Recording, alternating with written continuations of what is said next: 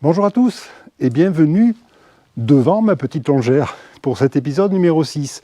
Alors aujourd'hui on va parler de cailloux, enfin de pierres, de roches. Je vous présente le brasier de Corrèze. Donc si c'est la première fois que vous entendez ce nom de brasier, ne soyez pas surpris parce que c'est quelque chose d'assez rare et de très local. Ça se limite à cette région ici de la Basse-Corrèze, c'est-à-dire les environs de Brive-la-Gaillarde, où on trouve cette pierre. Alors qui la plupart du temps est rouge ou rosée, et qui peut être également de couleur ocre. Bon, pour ce qui est de la petite longère, elle est majoritairement rouge. Alors d'où vient cette pierre? Elle vient de roches sédimentaires qui sont nées de l'agrégation et de la cimentation de grains de sable. Voilà, donc on peut dire, si vous le souhaitez, que j'ai acheté un petit château de sable. Mais bon, enfin, il est solide. Cette pierre peut être friable à l'extérieur, elle est très dure à l'intérieur, et c'est une pierre qui est très abrasive. C'est nickel pour se frotter le dos. Voilà, donc cette pierre, elle est unique, elle est rare, et j'ai voulu lui rendre hommage en la rendant apparente à l'intérieur de la longère. C'est ce que vous allez découvrir dans cet épisode. Suivez-moi. Alors, dans cet épisode, il y en aura pour tous les goûts. Il va y avoir de la démolition ici, avec l'ouverture de la porte-fenêtre. Il va y avoir de la modification de mur, avec ici l'intégration des pierres récupérées à côté pour doubler l'épaisseur et améliorer l'isolation. Il va y avoir de la construction, avec le mur du bar, et enfin tout ce qui est finition, sablage, mise en place des jouets à la chaux, et à la fin, cerise sur le gâteau, la mise en place des linteaux en brasier. Bon visionnage. Ça a décrépir le mur. Oui, ça je trouve que c'est pas mal, je sais pas, toi tu connais mieux, tu vas me dire. Oui, mais après, on aura les deux linteaux là-haut béton. Oui. Soit par an, il faudra faire quelque chose. Ouais. Et moi, ce que j'ai remarqué, c'est le dessous de la fenêtre, là, il est en retrait par rapport à la fenêtre. Est-ce que Forcément. ça c'est... Ouais. Forcément, puisque Ouais. là, peut-être, parce que là, on a quand même un mur qui est quand même assez étroit. Oui. Puisqu'on est en embrasure. Oui. La fenêtre. Ouais. Donc, il faudrait peut-être doubler la cette partie. C'est ça. Moi, j'y ai pensé, ouais. Et éventuellement, quand on va ouvrir ici, où Denis est en train de piqueter, est-ce qu'on peut récupérer les pierres pour combler ici? Je sais pas. Ça peut être envisageable. Ok, ben tout ça, bon, on a un peu le temps, on va en discuter au fur et à mesure, ouais. Ok.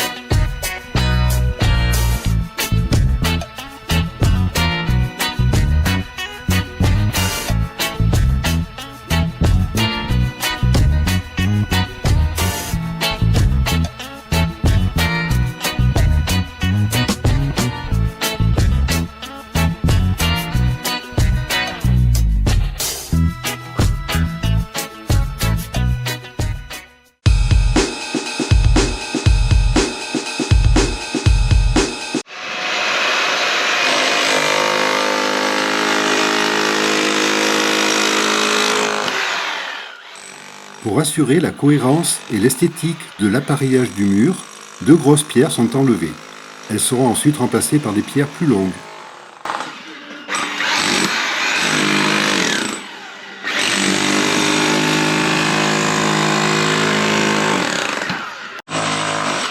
Pendant ce temps, Jérôme choisit, mesure et taille les pierres qui seront utilisées pour le doublage de ce mur.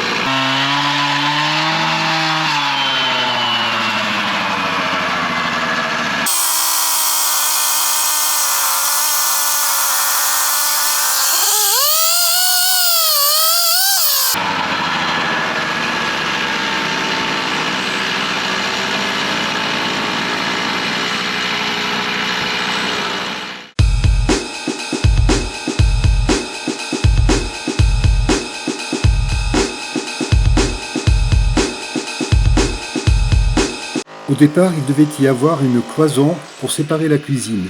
Puis, grâce à Stéphane le maçon, l'idée d'un mur en pierre surmonté d'une verrière a fait son apparition. Souvenez-vous, c'était dans l'épisode 2. D'ailleurs, cette verrière a fait l'unanimité dans les commentaires.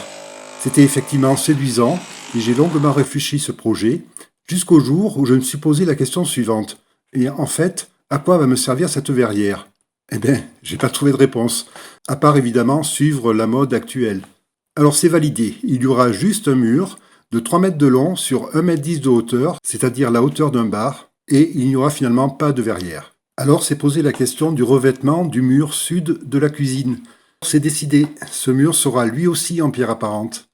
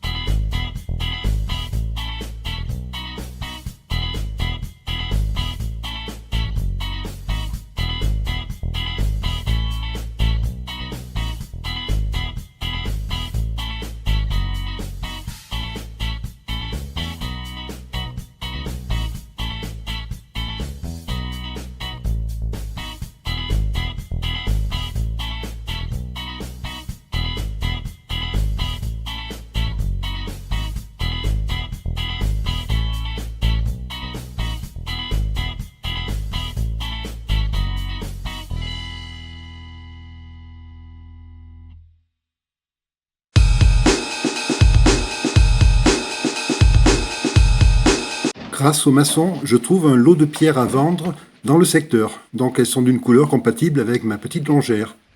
Maintenant, il ne reste plus qu'à les transporter, il y a beaucoup de manutention, à les préparer, de la taille, du nettoyage, etc., etc.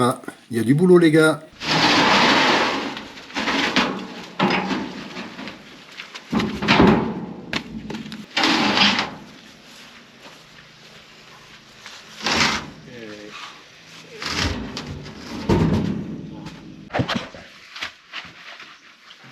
T'affole pas, mon petit loup.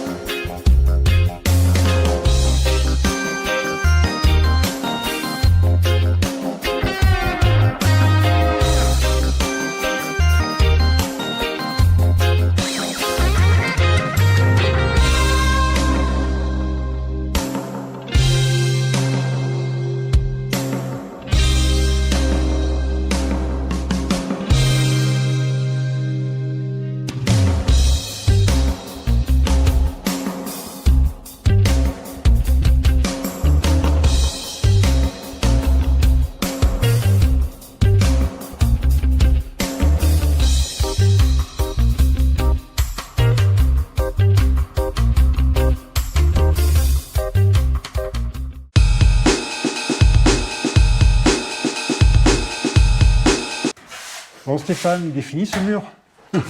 Ah, là, je crois que ça prend forme, ici, là. Et en plus, Et- avec tes gars, vous avez fait un super mur de bar qu'on voit ici. Alors moi, ce qui m'intéresse, et ce qui intéressera sûrement les gens qui nous regardent, c'est de savoir ce que c'est cette pierre rouge là, qui est dans la région. C'est une pierre de pays. Ça s'appelle le brasier. Mais le brasier, c'est une pierre qui est très locale. Hein, Oui. C'est une pierre d'ici. Ouais. Alors bien souvent, on demande d'où ça revient. Il y a les anciens, ceux qui ont construit les maisons, là, Ouais. ils venaient les chercher sur place, tout Oui. simplement. hein. Oui. C'est-à-dire qu'ils creusaient. Ils trouvaient ça, Là, on voit ici, on là, voit bien les rochers sont dehors, rouges on aussi. pourrait le montrer, il y a des rochers. Donc Ouais. ils débitaient sur place Ouais. et construisaient avec les matériaux qu'ils avaient. D'accord. Donc nous, par ici en Corrèze, ben, on a les ardoises et le Oui. brasier. Oui. Voilà. Donc souvent, ils sont combinés. Bon là, en l'occurrence, c'est tout en brasier. Ici, c'est tout en brasier, Voilà. ouais. Ouais. Donc c'est une pierre qui est très sablonneuse. Oui. Il y en a des plus durs que d'autres en fonction de la profondeur et de la qualité. Ça ressemble au grès, mais c'est un grain qui est beaucoup plus gros, avec des cailloux dedans. D'accord. si vous voulez. Et plus friable que le Et grès. beaucoup peut-être. plus friable, voilà, Ouais. parce que c'est un matériau Parce qui... qu'en fait, si j'ai bien compris, c'est pas forcément une très bonne pierre de construction. Enfin, Si, c'est une Si. bonne pierre de construction, Ouais, hein, attention, d'accord. parce que à l'écrasement, c'est très bon. Mais en termes de qualité par rapport à la porosité, le gel, etc., Ouais. et l'humidité, ça a tendance à s'effriter légèrement. Enfin, voilà. Il faut que cette pierre, si elle est à l'abri de l'humidité et à l'abri de la pluie, tout simplement, Oui, elle, c'est ça. voilà, elle ne bouge va pas. pas, elle va pas s'esquinter. D'accord. Voilà. Et donc ici, elle est rouge. Il y a des endroits, il m'a semblé en voir qui étaient plus. Oui, il y a oui. différentes couleurs. Il y, a Ça dépend du différentes, coin. il y a différentes couleurs, Ouais. effectivement. Suivant Il les y a- villages, on voit d'ailleurs en général les maisons du même village sont Oui. de la même couleur à peu près. Oui, oui, oui. Mais- Alors, il y a beaucoup de rouge, il y a beaucoup de rouge, il y a du violet, il y a... Ah oui, Oui, oui, il y a violet, mais il y en a un peu d'ailleurs, je crois en avoir vu un Ouais. peu. Là. Il y a des blancs un peu tachetés, là, un peu mouchetés en Ouais. fonction des veinures et des veines de la pierre. Voilà, on a des marrons, on a des sables. Tout le monde connaît, je pense, Collonges-la-Rouge, c'est assez réputé, c'est un village qui est très Oui. visité, Ah oui. avec des pierres rouges aussi. Mais apparemment, c'est pas là-bas, c'est pas du brasier. Non, c'est pas du brasier, non, c'est du D'accord. grès. C'est du grès. C'est du grès rouge. D'accord. La différence entre le grès et le brasier, c'est que le grès, en fait, c'est un grain très très fin, bien plus compact, et donc la pierre est bien plus solide. bien plus D'accord. colorée. Ouais. Voilà, et beaucoup moins friable Oui. que celle-ci, là. Donc par exemple, quand là vous l'avez fait à certains moments, tailler une pierre en deux, c'est plus facile dans celle-ci que dans du grès. Ah alors. oui, oui, C'est oui, plus bien tendre, sûr. c'est Voilà, ça. voilà. D'accord. Voilà, Ok. bien sûr. Après, avec du brasier et du gros grain, vous ne ferez pas les mêmes finitions qu'avec de la Ouais. pierre tendre, parce que le grain est tellement gros avec des cailloux dedans, Oui. que si vous voulez faire de la sculpture, par Oui, exemple, c'est pas une pierre qu'on peut Voilà, vous allez pas la confier tailler. à un sculpteur, Non, il n'en non, fera pas grand-chose. parce que non. D'accord. faire des doucines, faire des choses comme ça, des corniches, autres, voilà, mais ça s'arrête là. D'accord. Et encore, il faut qu'ils soient de bonne qualité, quand même, minimum. Ok. Et puis, pour ceux qui auront vu depuis le premier épisode, ils pourront voir l'évolution du mur. Oui, effectivement, si vous avez vu les premiers épisodes, là, ici, il y avait qu'on s'appelle sous la fenêtre un tableau. Une Là, allège. il y avait une allège. Voilà, parce que c'était une fenêtre. Donc là, ça a été découpé et on voit rien. Hein. On a l'impression que ça a toujours existé, quoi. Voilà, donc là, pour le travail de la pierre, on a déplacé les pierres là, elles ont été récupérées, retravaillées pour mettre ici, pour doubler l'épaisseur. Et tu as mis aussi un isolant entre les deux épaisseurs. Il y a un styrodure de 3, Fin, ouais. histoire de... Parce que sous la pièce d'appui, souvent, là, il y a un pont thermique qui Oui. se crée. Oui. Et comme là, on a enlevé toutes sortes d'isolants, ben, on en a rajouté un avant de rebâtir, Ça sera beaucoup voilà, mieux. qui coupera le pont thermique. Oulala Charlotte, j'ai oublié de faire la conclusion. Tu veux m'aider? Ça va pas la tête? T'as vu l'heure? Je vais me coucher, moi. Bah, il y en a pas pour longtemps. En plus, je sais pas ce qu'il faut dire. Faut dire bonjour, non? Ah non, ça c'est l'intro. Il faut les remercier d'avoir regardé la vidéo. Ah tiens, j'ai une idée. À tous ceux qui ont regardé jusqu'au bout, on va leur demander d'écrire dans les commentaires « Vive Charlotte !» Ah oui, c'est une bonne idée, ça. On saura combien il y en a qui m'aiment, alors. Et il faut pas aussi leur dire de s'abonner, de mettre le pouce et tout ça? C'est ça Charlotte, t'as tout compris. Et ensuite, on leur dit au revoir et à la prochaine vidéo. Bye, les amis. À dimanche.